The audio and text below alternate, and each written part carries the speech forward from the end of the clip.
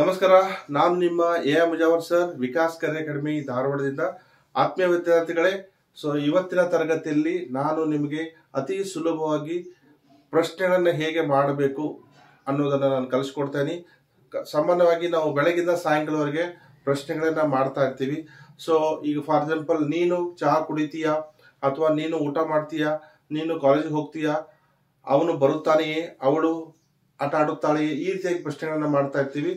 ಈ ಪ್ರಶ್ನೆಗಳನ್ನ ಇಂಗ್ಲಿಷ್ ಅಲ್ಲಿ ಹೇಗೆ ಮಾಡಬೇಕು ಅನ್ನೋದು ನಮಗೆ ಕನ್ಫ್ಯೂಸ್ ಆಗ್ತಾ ಇರ್ತದೆ. ಈ ಒಂದು ಕನ್ಫ್ಯೂಷನ್ ಅಥವಾ ಈ ಒಂದು ಡೌಟ್ಸ್ ಅನ್ನ ಕ್ಲಾರಿಫೈ ಮಾಡ್ತಾ ಇದ್ದೀನಿ. ಇದೇ ರೀತಿಯಾಗಿ ಪ್ರತಿದಿನಾಲೂ ನಾನು ನಿಮಗೆ ನಿಮ್ಮ ಡೌಟ್ಸ್ ಅನ್ನ ಕ್ಲಾರಿಫೈ ಮಾಡ್ತಾ ಇದ್ದೀನಿ. ಆತ್ಮೀಯ ವಿದ್ಯಾರ್ಥಿಗಳೇ, ಡೂ ಅನ್ನೋ ಮೂಲಕ ನಾವು ಪ್ರಶ್ನೆಗಳನ್ನ ಮಾಡಬಹುದು. ಇದಕ್ಕೆ ನಾವು yes or no type question ಅಂತ ಹೇಳಿ ಕರಿತೀವಿ. ಈಗ ಫಾರ್ ಎಕ್ಸಾಂಪಲ್, ನೀನು ಚಹಾ ಕುಡಿತಿ, ಅಥವಾ ಈಗ ನಾವು ಆಡು ಭಾಷೆ ಹೇಳ್ಬೇಕಾದ್ರೆ ನೀನು ಚಹಾ ಕುಡಿತೀನೋ ಅಂತ ಕೇಳ್ತೀವಿ. ಇದನ್ನ ಹೇಗ್ ಮಾಡಬೇಕು ಅಂದ್ರೆ, do you drink tea, do you drink tea, ನೀನು ಟೀ ಕುಡಿತೀಯಾ ಅಥವಾ ಚಹಾ ಕುಡಿತೀಯಾ. ನೀನು ಬರುತ್ತೀಯಾ ಅಂತ ಕೇಳ್ಬೇಕಾದ್ರೆ do you come, do you come, ಈಗ ಬರ್ತೀಯೇನು, ಡು ಯು ಕಮ್. ನೀನು ಈಗ ಕಾಲೇಜಿಗೆ ಹೋಗುತ್ತೀಯಾ, do you go to college, do you go to college.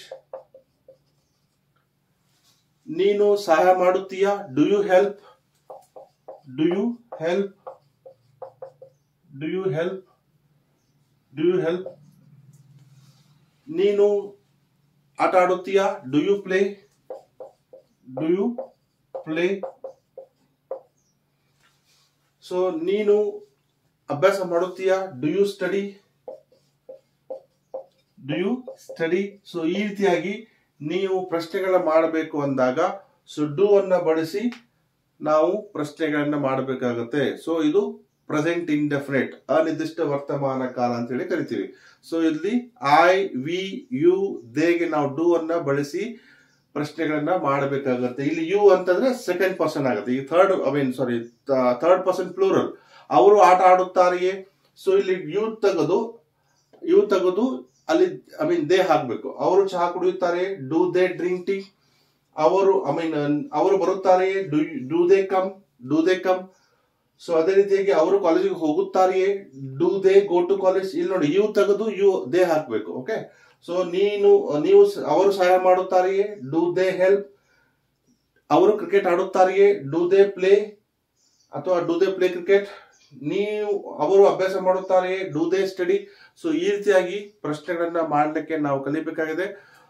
ಆತ್ಮೀಯ ವಿದ್ಯಾರ್ಥಿಗಳೇ, ಇಂಗ್ಲಿಷ್ ಬಹಳ ಸುಲಭ.